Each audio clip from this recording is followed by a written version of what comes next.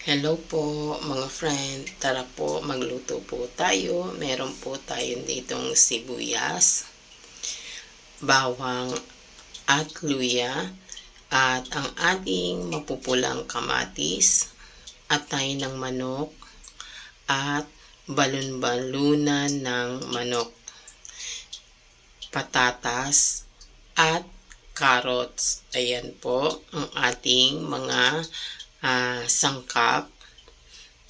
Tara po, samahan ninyo po ako mga friend, magpainit po tayo ng ating kawali.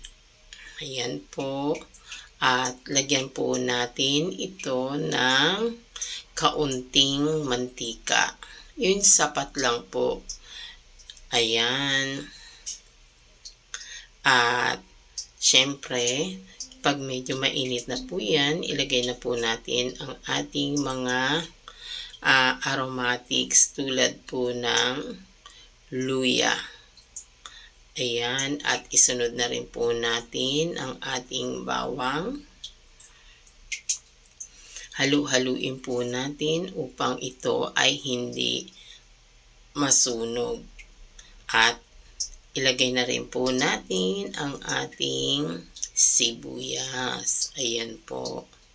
Haluin po natin ang mga ito para lumabas po ang kanilang bango at hindi po sila masusunog. At syempre kapag mabango na po sila ay ating isunod na po ang ating heto na po ang ating mapupulang mga kamatis. Ayan po. Marami po yung ating kamatis para po talagang lasan-lasa po yung kanyang excuse me po, asim at linamnam ng kamatis. Ayan po, at ito ay pisat-pisatin po natin ang ating kamatis upang lumabas po talaga yung kanyang lasa. Ayan.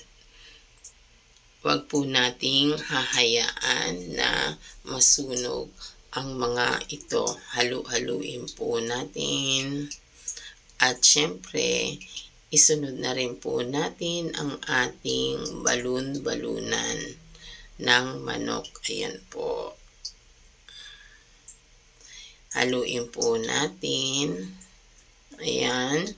At syempre, hayaan po muna natin na mga ilang minuto upang medyo maluto ng bahagya at maglabas ng sariling katas ang balon-balunan ng manok. Ayan po. At isunod na rin po natin ang ating atay ng manok. Ayan. Ang atay po ng manok ay masustansya po ito. Lalo na po sa medyo may problema sa kalusugan. Ayan po, haluin po natin. Huwag po nating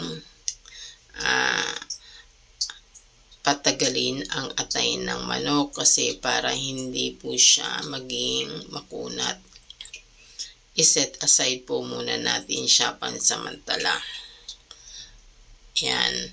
At isunod na po natin ang ating carrot upang ito po ay maluto ng maigi. At syempre ang patatas po natin, ilagay na rin po natin at lagyan na rin po natin ng star anise kung meron po kayo at bay leaf or ang laurel para dagdag bango po sa ating niluluto. At takpan po muna natin ang mga ito upang lumambot ng madali ang ating mga sangkap. Lagyan na rin po natin ng kaunting asin.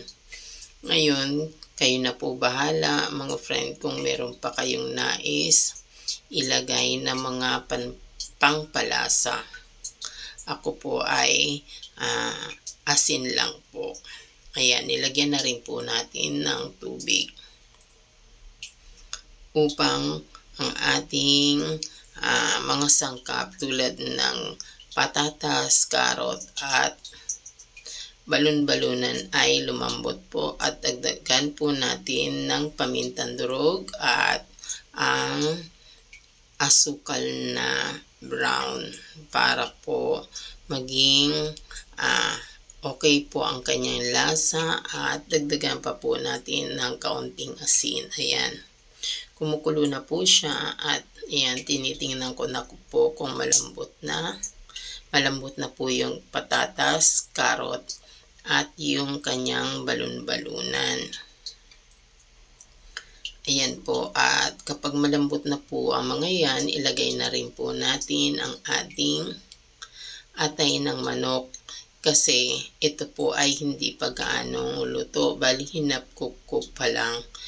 Kaya ayan, isunod na po natin uli, ilagay na natin upang maluto na po siya ng maigi.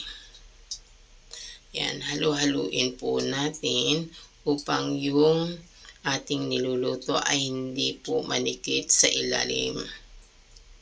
At syempre, ayan, tikman na po natin. Yan, okay na po. Nag-aagaw po yung asim ng kamatis at tamis. Masarap na po. Yan, ready na po ang ating kinamatisang balon-balunan at atay ng manok.